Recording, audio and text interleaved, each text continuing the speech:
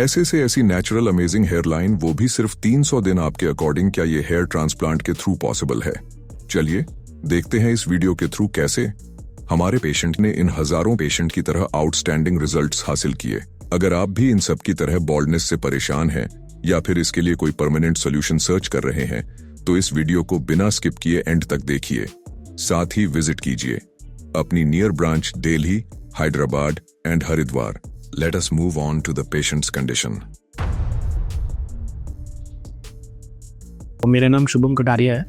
Basically मैं से belong करता हूँ and I am 27 years old. Why hair transplant? Coming to previous, जब मेरी दिक्कत स्टार्ट हुई थी, जब मैं कॉलेज में आया था, all of a sudden environment change हुआ, खाना पीना चेंज हुआ, पानी चेंज हुआ, पूरा रूटीन चेंज हो गया था, लाइफस्टाइल पूरा चेंज हो गया था। तो आई डोंट नो रीज़न क्या होगा, बट शायद उसी वजह से मेरा हेयर फॉल होने लग गया था। ठीक है, आई स्टार्टेड नोटिसिंग कि मेरे हेयर लाइन भी पीछे जा रही है धीरे धीरे। सो आई कंसल्टेड सम डॉक्टर्स, उन्होंने कुछ मेडिसिन वगैरह भी दी थी, कुछ सीरम्स वगैरह दिए थे लगाने को। I tried that also, but results कुछ इतने खास दिखे नहीं थे उसमें। So I went on YouTube, search किया, मैंने बहुत सारी चीज़ें सर्च करी। ट्रांसप्लांट कभी मैं कराना चाहता नहीं था, बिकॉज एक वो होता है ना, स्टीरियोटाइप होता है इंडिया में कि ट्रांसप्लांट हो गया, ट्रांसप्लांटेड हेयर्स है। फिर लेकिन स्टडी किया, मैंने देखा कि बहुत बड़े बड़े सेलिब्रिटीज़ हैं जिन्होंने ट्रांसप्लांट किया हुआ है, नॉर्मल लोग भी ट्रांसप्लांट कर लेते हैं, करेक्ट। एंड इतना ज़्यादा नोटिसेबल भी नहीं होता, इतना कुछ अलग से कुछ पैच नहीं दिखता है। जैसे लोग विग लगा लेते हैं, पैच लगा लेते हैं, वो नज़र आता है, इसमें कुछ पता नहीं चलता है। So that's why I thought कि इस चीज़ का सोल्यूशन ही शायद मेरे पास इस टाइम पे ट्रांसप्लांट रह गया था। मेरे घर में तो नहीं है किसी को भी, मतलब मेरे पापा की अब तक की हेयर लाइन देखूँ तो मेरे पापा की बहुत परफेक्ट हेयर लाइन है, ठीक है। मेरे मदर साइड में भी इतनी कोई दिक्कत नहीं है। So the main reason that I think is कि एकदम से जो लाइफस्टाइल चेंज हुआ, राइट, कमिंग टू कॉलेज आया, कॉलेज यहाँ पे आने के बाद पानी रफ पानी हो गया, ठीक है। खाना पीना बहुत चेंज हो गया, ऑयली खाना हो गया, बाहर का खाना हो गया, फास्ट फूड हो गया, करेक्ट। तो लाइफस्टाइल बहुत चेंज हो गया। And then coming into job, I work in IT job. तो IT में जो स्ट्रेस लेवल आ जाता है, right. So I think that's the main reason because for this. And for that I tried few things like minoxidil try किया, finasteride try किया, PRPs भी करवाए, बहुत सारे सेशंस, राइट। बट लेकिन अल्टीमेटली कहीं से इतना कुछ खास रिजल्ट दिखा नहीं। हर एक चीज़ मतलब ऐसा था कि उसको बहुत रेगुलरली करते रहना पड़ेगा, कंटिन्यू रखना पड़ेगा। एंड मिनॉक्सिडिल के मैंने बहुत साइड इफेक्ट्स देखे भी, फिनेस्ट्राइड के भी मैंने बहुत साइड इफेक्ट्स देखे कि जब तक यूज़ कर रहे हैं तब तक रिजल्ट्स रहते हैं, देन उसके बाद वापस से थिनिंग होने लग जाती है हेयर्स की। सो दैट्स द रीज़न कि मैंने सोचा कि I should go for transplant. Other than transplant, अगर ट्रांसप्लांट के अलावा और ऑप्शंस अगर देखते हैं, मेडिसिन हो गए या फिर सीरम्स हो गए या फिर आपके PRP सेशंस हो गए, तो ये ऐसी चीज़ें में धीरे धीरे पैसा लगता है। एक टाइम वन टाइम पैसा नहीं लगता है, ठीक है। जैसे आप PRP कराने जाते हैं तो उसमें एक सर्टेन कॉस्ट आया, देन आप उसके बाद फिर आप शैम्पू ले रहे हैं, शैम्पू आपका अलग आ रहा है, राइट। मेडिसिन आपकी अलग आ रही है, डर्मा रोलिंग करवा रहे हो आप, उसका अलग कॉस्ट आ रहा है। तो ये कॉस्ट देखा जाए तो पिछले 3-4 साल में मिला के मेरा अच्छा खासा अमाउंट जा चुका है इस चीज़ में, राइट। जो एकदम से अगर मेरी जेब से आता तो शायद ट्रांसप्लांट के बराबर ही हो जाता, correct. So that's the reason I thought कि इसका वन टाइम सोल्यूशन जो है, वन टाइम जो सोल्यूशन है उसी पे मैं फोकस करता हूँ, ठीक है। आई should go for transplant. Being a business owner also I face many clients, ठीक है। क्लाइंट फेसिंग में बहुत सारी दिक्कतें आती है, राइट, कि लो कॉन्फिडेंस फील होता है, राइट। क्योंकि जैसे ही किसी से मिलते हैं, हैंडशेक करते हैं, they see into your eyes and then they look at your scalp, right. So वहीं पर कॉन्फिडेंस बहुत लो हो जाता है, correct, at a such a young age also. So that's why I thought कि इसको 2-3 महीने 4 महीने लगेंगे, बट एक अच्छा रिजल्ट तो मिलेगा at least, right, so that I can restart my career, restart everything from scratch. मैंने बहुत रिसर्च करी थी, मैंने YouTube पर भी देखे, मैंने गूगल सर्च भी करे। एक मेरी फैमिली में, मतलब मेरे फैमिली में कोई नोन है, उन्होंने भी ट्रांसप्लांट करवाया था, आज से 3 साल या 4 साल पहले करवाया था। तो जब उनका ट्रांसप्लांट मैंने देखा था ना, सो उस दिन मैंने तो डिसाइड कर लिया था कि मैं ट्रांसप्लांट तो नहीं कराऊंगा, बिकॉज जिस तरीके से वो दिख रहे थे एंड मतलब मैंने तो सोच लिया ट्रांसप्लांट तो बिल्कुल भी नहीं कराऊंगा। सो उस दिन से मेरी एक थोड़ी इमेज बन गई थी ट्रांसप्लांट को लेके। बट सडनली जब मैंने गूगल सर्च किए और मैंने यूट्यूब देखा, वहाँ पे जाके मैंने कुछ वीडियोस देखी, देन मैंने देखा कि क्वालिटी पे भी डिपेंड करता है आप कहाँ से करवा रहे हो, राइट। आपका ज़रूरी नहीं है कि हर जगह ट्रांसप्लांट करा रहे तो बिल्कुल सेम टेक्नोलॉजी यूज़ होगी, सेम टेक्निक्स होंगी, सेम इंस्ट्रूमेंट्स होंगे, या फिर सेम उनकी स्पेशलाइजेशन सेम होंगी, ऐसा ज़रूरी नहीं होता है, ठीक है। So I search for quality hair transplant. मेरे को बहुत सारे ऑप्शंस तो नहीं दिखे, करेक्ट। मैं सबसे पहले मेरे को जो एक वीडियो दिखी, मेरे को QST की वीडियो दिखी, मैंने वो देखी and then I went through their profile and I went through their playlists and videos. उनके चैनल पर जितनी भी है मैंने सभी वो सब देखी। तो there I saw 2 things. One कि जो टेक्नोलॉजी एंड जो टेक्निक यूज़ कर रहे हैं that is good, and secondly कि जो रिजल्ट्स बहुत अच्छे हैं।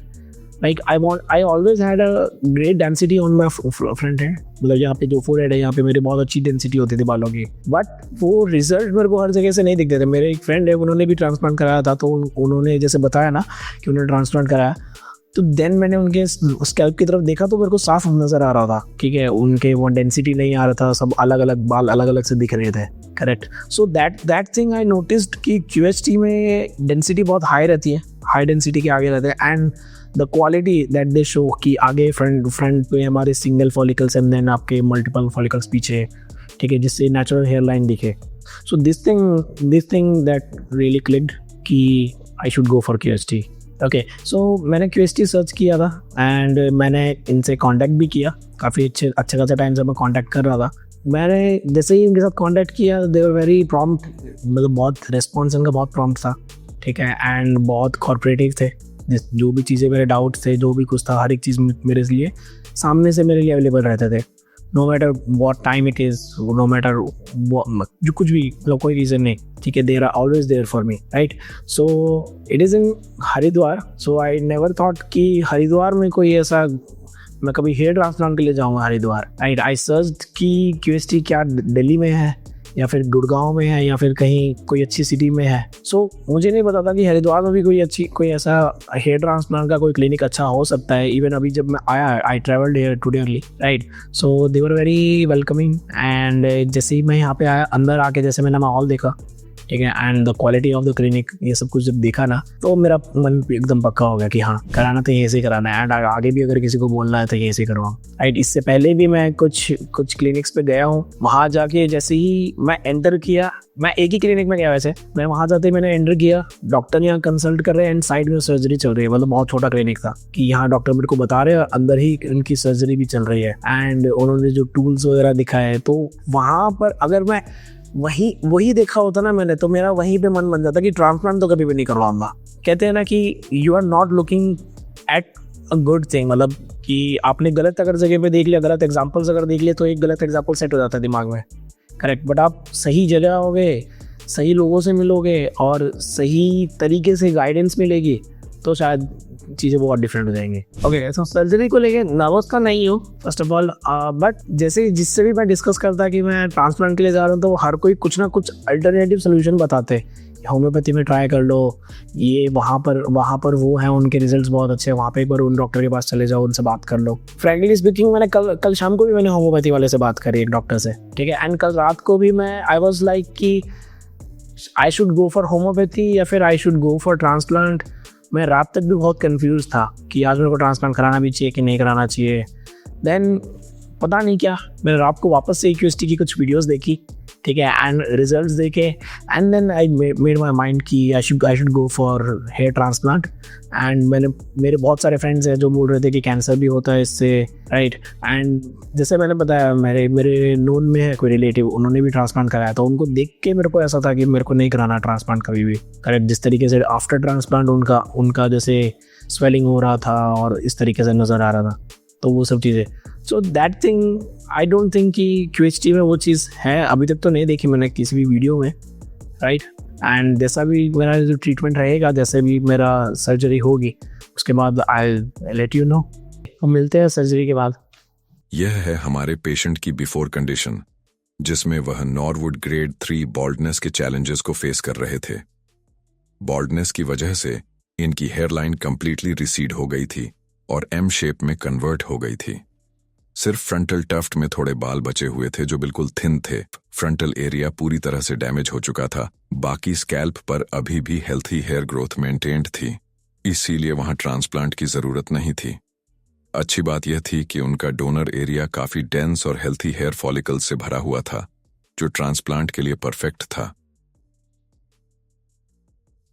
स्कैल्प को अच्छे से एनालाइज करने के बाद हमारे एक्सपर्ट्स ने नेक्स्ट स्टेप स्टार्ट किया, जो था हेयर लाइन डिजाइन। इस स्टेप पर पेशेंट के फेशियल सिमेट्री को समझते हुए एक natural looking hair line design की जाती है, जिसका डिस्टेंस ग्लैबेला पॉइंट से मेजर होता है ताकि पेशेंट के फेशियल सिमेट्री परफेक्टली मेंटेन हो। Hair line 4 finger concept use करते हुए राउंड शेप में डिजाइन की गई थी। इसके साथ पेशेंट के टेम्पल्स को भी प्रिसाइजली डिजाइंड किया गया और अफेक्टेड एरियाज को भी मार्क किया गया। अफेक्टेड फ्रंटल एरिया को भी आउटलाइन किया गया था।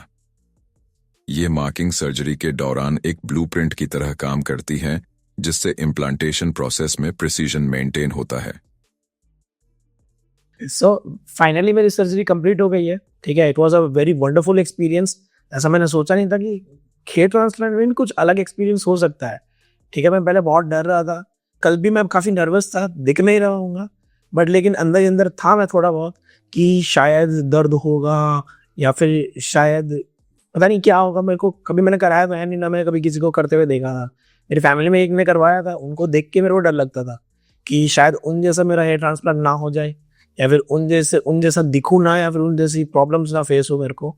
बट मुझे नहीं लगता है ऐसा कुछ हुआ, कोई ना मुझे इतना कुछ पेन हुआ। हाँ, जब स्टार्टिंग में जो इनिशियल कुछ इंजेक्शंस वगैरह लगते हैं आपके, राइट, तो उस टाइम पे हल्का फुल्का जो नॉर्मल हर सर्जरी में इंजेक्शंस में जो पेन होता है वो उतना ही पेन। उसके बाद कुछ भी फील नहीं हुआ पूरे ट्रांसप्लांट में, ठीक है। Transplant took a lot of time, ठीक है। तो मुझे उस टाइम का पता भी नहीं चला, मैं तो सुबह आया था, शाम हो गई, मुझे पता भी नहीं चल रहा उस चीज़ का, right.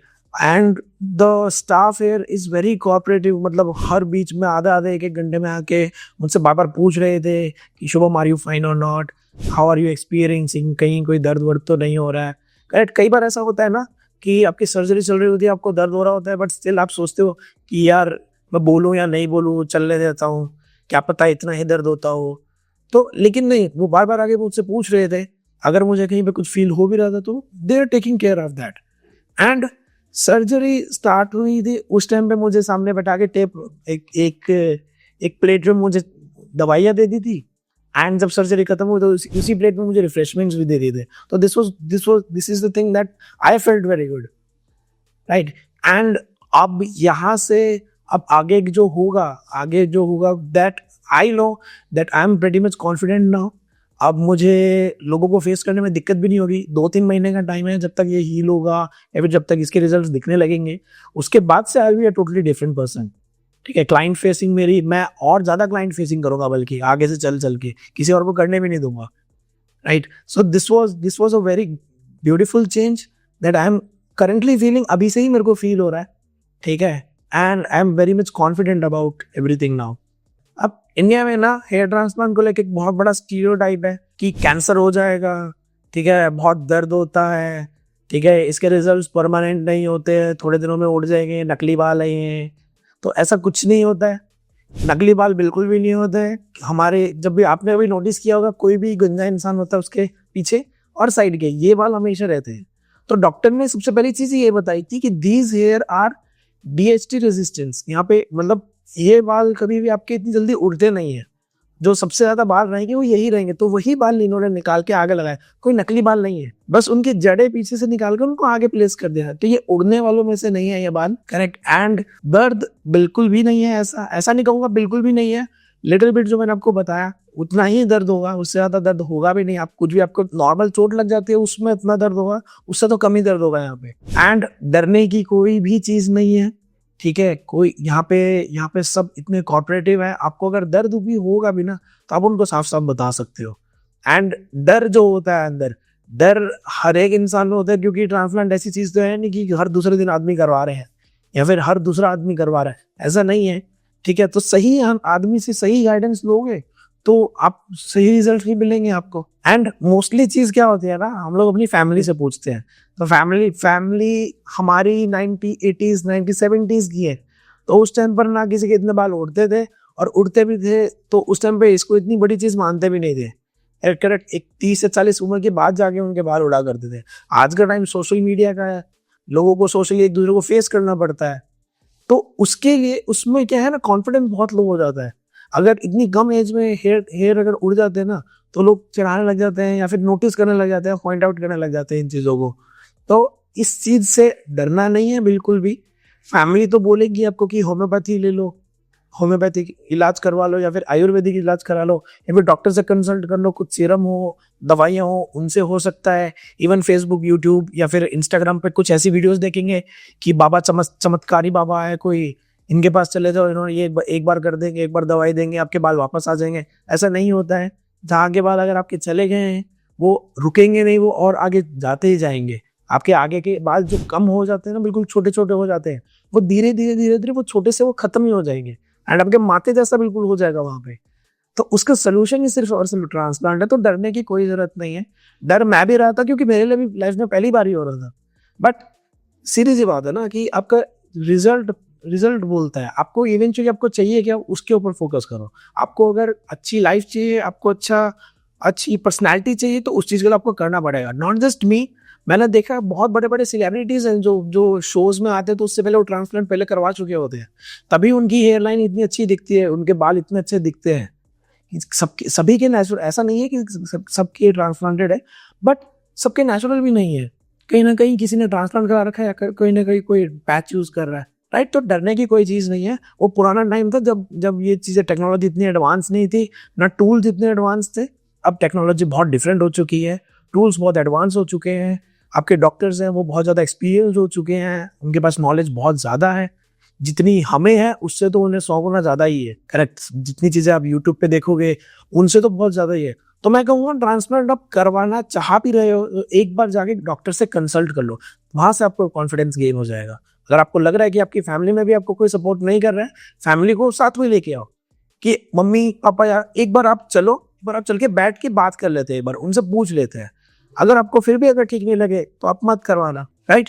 So guys this was all. और अब आने वाले टाइम पे भी मेरे अभी तो सिर्फ ट्रांसप्लांट हुआ है, अभी रिजल्ट्स आने बाकी हैं। मैं आपके साथ वो रिजल्ट्स भी शेयर करता रहूँगा। मेरे कुछ पीआरपी सेशंस भी होंगे, उनके लिए भी मैं आऊँगा।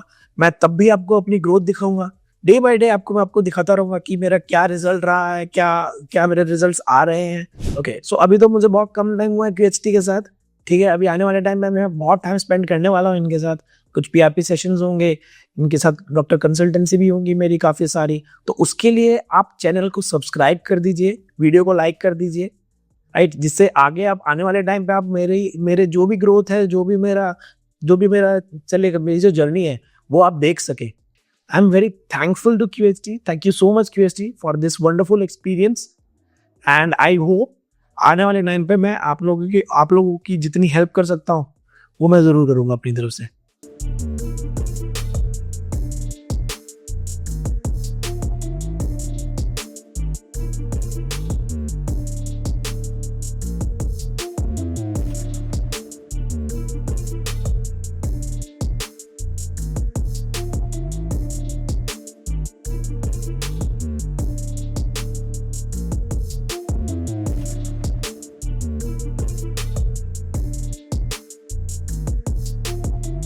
And this was my first PRP।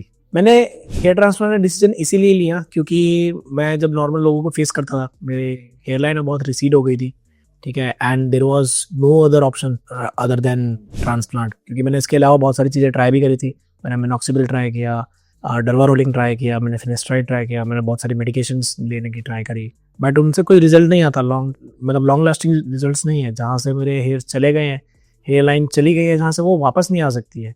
वो जो मेरे ऑलरेडी जो हेयर्स हैं, बचे हुए हेयर्स हैं, उन्हीं को थोड़ा सा स्ट्रॉन्ग कर सकती है, उनकी जो रूट है उनको थोड़ा सा स्ट्रॉन्ग कर सकते हैं। बट जहाँ पर नहीं है वहाँ उनको कुछ नहीं हो सकता था। तो उसके लिए तो एक लौता सोल्यूशन है, दैट इज ट्रांसप्लांट। सो ये मैंने बहुत रिसर्च करा, बहुत कुछ पढ़ा है इसके बारे में, देन उसके बाद मैं इस डिसीजन पे आया कि मेरे को ट्रांसप्लांट करवाना है। And it's been around 2 months जो मेरे को ट्रांसप्लांट करवा चुका हूँ मैं। मेरा ट्रांसप्लांट हुए 2 महीने के आसपास हो चुके हैं ऑलरेडी। सो जब मैंने ट्रांसप्लांट करवाया उस टाइम पे तो मैं बहुत ज़्यादा खुश हो गया था, क्योंकि मेरे को मेरी हेयर लाइन है वो वापस से आती हुई दिख गई थी, और मेरे सर में पूरे में बाल दिख रहे थे मेरे को, तो वो बहुत अच्छा लग रहा था। बट जैसे जैसे टाइम बीतता गया, 1 महीना होता गया, तो धीरे धीरे जो श्रेडिंग फेज होता है, वो श्रेडिंग फेज मेरा स्टार्ट हो गया, ठीक है। शुरुआत के दिनों में मैंने इसके बारे में थोड़ी रिसर्च कर रखी थी, तो मेरे को इतना डर नहीं लगा। बट स्टिल अभी भी थोड़ा बहुत सोचता हूँ कि यार आएंगे या नहीं आएंगे। बट लेकिन मुझे पता है, मैंने बहुत ज़्यादा रिसर्च करी इसके बारे में कि ये स्ट्रेडिंग फेज तो आता ही है हर किसी का ही। तो मेरा भी अभी स्ट्रेडिंग फेज चल रहा है, एंड इसके बाद अभी एक या 2 महीने बाद से मेरे वापस से जो न्यू हेयर्स है रूट्स है वो आने स्टार्ट हो जाएंगे। जो मेरा डोनर एरिया है, ठीक है, इसकी आप कंडीशन आप देख सकते हैं, इट्स ऑलमोस्ट हील्ड, ऑलमोस्ट ये हील हो चुका है, ठीक है। And I am just waiting कि जो मेरे फ्रंटल हेयर्स हैं ये जो आएंगे, उसके बाद मैं उस चीज़ को लेके बहुत ज़्यादा एक्साइटेड हूँ। So I am very much confident कि ट्रांसप्लांट हुआ उससे पहले भी मेरे बाल ऐसे ही थे, मतलब उड़े हुए थे, ठीक है, और अभी भी मेरे उड़े हुए हैं, बट लेकिन नाउ आई नो कि अब ये जो है मेरी हेयर लाइन वापस आ जाएगी, ठीक है। तो उस चीज़ को लेकर मैं बहुत ज़्यादा एक्साइटेड हूँ। अभी आज से 2 महीने बाद 3 महीने बाद मुझे क्या करना है, क्या क्या चीज़ें करनी है, ऑलरेडी मैं प्लान कर चुका हूँ। मुझे कहाँ जाना है, कौन सी मीटिंग्स लेनी है, क्या कुछ है, मैं सब कुछ ऑलरेडी प्लान करके रखा हूँ उसके accordingly.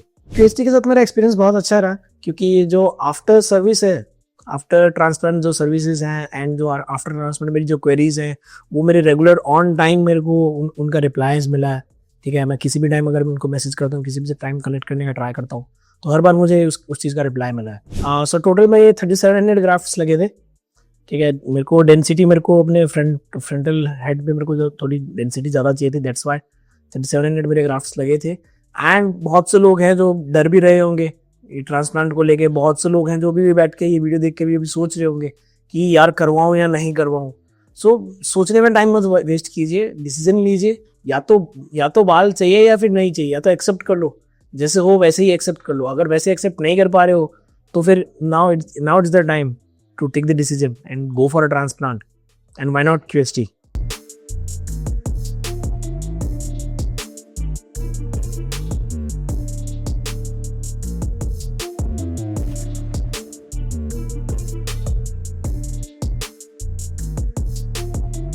And today I have completed my 9 months of my transplant, and I visited here in QHT Haridwar for my third PRP. मेरा ट्रांसप्लांट भी हुआ था लास्ट जुलाई में, एंड ट्रांसप्लांट का जो फर्स्ट मंथ था that was very I was very nervous in that month, क्योंकि new transplant हुआ था and hairs were coming out. But लेकिन जैसे ही फर्स्ट मंथ में बहुत केयर करा, बहुत सारी मेडिसिन थे, वो सब किया, हर एक चीज़ पूरा प्रोटेक्टेड रखा इसको, मतलब बाहर आउटसाइड इन्वायरमेंट से। बट फर्स्ट मंथ के बाद जब 40 डेज या 45 डेज हो गए थे, उसके बाद then started the phase that is shedding phase. उस फेज में जाके धीरे धीरे बाल जो लगाए थे, ट्रांसप्लांटेड हेयर थे, वो रिसीड होने लग गए, वो श्रेड होने लग गए। तो that's when I started thinking like कि ये क्या हो रहा है। Even though I was very much clear about it, मेरे को बताया था डॉक्टर्स ने कि श्रेडिंग फेज होगा, बट स्टिल फिर भी एक नर्वसनेस आती है कि क्या पता शायद फेल हो गया हो ट्रांसप्लांट, या फिर शायद ना आए बाल, राइट। बट धीरे धीरे जैसे ही मेरे इस ट्रांसप्लांट को 4 to 5 months हुए, जैसे जुलाई में मेरा ट्रांसप्लांट हुआ था, नवंबर आते आते मेरे सर पे वापस से डेंसिटी आने लग गई थी। Then I became very much confident, and then उसके बाद से अब तक आई स्टार्टेड डूइंग, मतलब मल्टीपल हेयर स्टाइल्स मैंने ट्राई कर लिए, बहुत सारे हेयर कट्स मैंने ट्राई कर लिए, इंटरनेशनल ट्रिप्स भी घुमाया मैं, and the results are very very awesome. मतलब कोई देख के ऐसा बता नहीं सकता कि मैंने ट्रांसप्लांट कराया, जब तक मैं उनको खुद से नहीं बताता हूँ कि मैंने ट्रांसप्लांट हुआ है, दे डोंट नो, राइट। जब मैं बताता हूँ तब जाकर फिर वो ध्यान से देखते हैं, तब भी उनको इतना बहुत माइनर सा ही पता चलता है। So that's the beauty about QHT। So that's why even I recommend कि QHT से ही करवाना चाहिए। I have recommended multiple of my friends as well. So that's all my journey. So I have done almost 3 PRPs up till now. This is my third PRP, and hoping for better results, I believe, right. Better density and medicine भी चल रही हैं साथ साथ में काफ़ी सारी, ठीक है। एंड हेयर केयर करना तो पड़ेगा, क्योंकि अगर वो नहीं करोगे तो वापस से जो ट्रांसप्लांटेड हेयर है वो तो बच जाएंगे, बाकी हेयर्स को तो केयर चाहिए ना। So that's the thing. There is a lot of other changes as well in terms of professionalism as well. Professional में भी मेरे को बहुत ज़्यादा इस चीज़ का एडवांटेज मिल रहा है, not just because of hairs but the confidence that my hairs have given me, right. So this is what it have brought change in me. Okay, so now let's talk about PRP, कि why PRP is important and क्या procedure होता है उस चीज़ का। So first of all, PRP is very important कि जिससे हमारे hairs हैं उनको प्रोटीन मिल सके, ठीक है। जो रिक्वायर्ड प्रोटीन्स हैं हेयर के लिए, की हेयर ग्रोथ के लिए, ठीक है, उनकी थिकनेस के लिए, थिनिंग ना हो, इस चीज़ के लिए। तो PRP is very much important, ठीक है, that it plays a very much important role. So after transplant it is very important कि जो भी हमारे ट्रांसप्लांटेड हेयर्स है या फिर जो भी एग्जिस्टिंग हेयर्स है उनको सही न्यूट्रिशन मिल सके, उनकी सही ग्रोथ हो सके। सो that's the thing. And procedure की अगर मैं बात करूँ तो फर्स्ट ऑफ ऑल हमारा खुद का ही ब्लड एक्सट्रैक्ट होता है, राइट, उसमें से, उस ब्लड में से फिर उसको मशीन में डाल के उसमें से प्लाज्मा निकाला जाता है एंड देन वही प्लाज्मा हमारे स्कैल्प में इंजेक्ट किया जाता है। एंड जो थोड़ा बहुत जो पेन होता है, जो थोड़ी बहुत नीडल्स का जो पेन होता है, वो इतना ज़्यादा भी नहीं होता, इतना फील होता भी नहीं है, क्योंकि they use massager for it, जिससे वो फील ना हो। And it is almost 20 minutes या 25-30 मिनट्स का आसपास का प्रोसीजर होता है। So it is very safe, ठीक है, and you should go for it. So this is my current result. मेरे 3700 के आसपास ग्राफ्स लगे थे, including my temples and my hair line. So you can see the results and you can compare my results with my existing photos। आप 9 months पुराने अगर आप photos मेरी देखें उसमें और अभी के रिजल्ट में आप देख सकते हो फर्क, and you can notice by yourself. So now let's talk with those people who are very nervous, और या फिर वो डर रहे हैं बहुत ज्यादा ट्रांसप्लांट को लेके। So I am the real life example.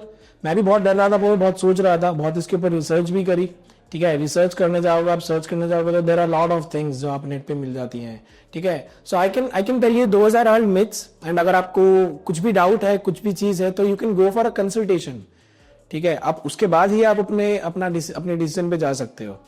सो आपको कोई भी डाउट, किसी भी तरीके का कोई डाउट हो रहा है या कुछ आप सोच रहे हैं कोई भी चीज, तो आप you can do one thing, you can just call QHT या फिर कॉन्टैक्ट करें QHT से।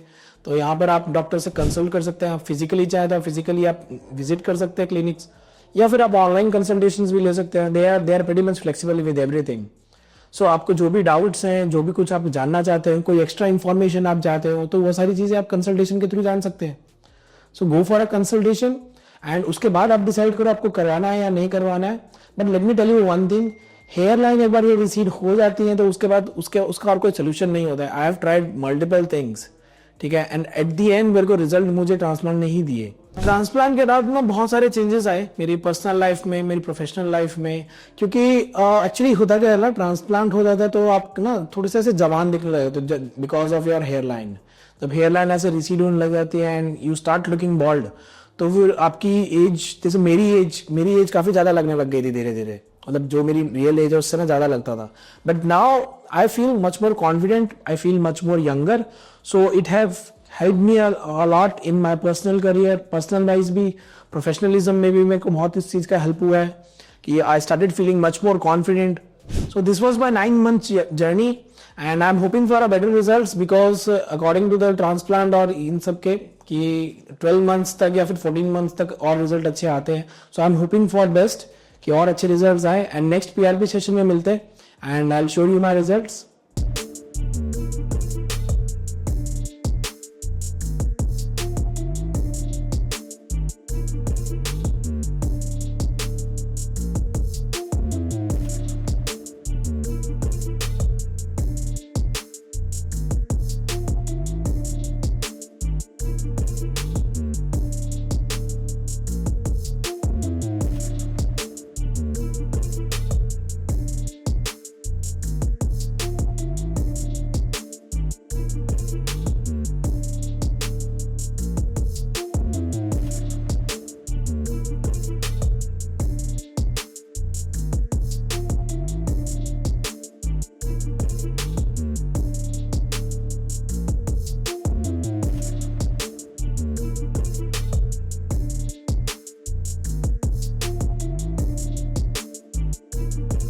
Hello friends, if you have not subscribed to our channel yet, please like this video, share and subscribe to our channel, and don't forget to hit the bell icon so that you will get update on every video.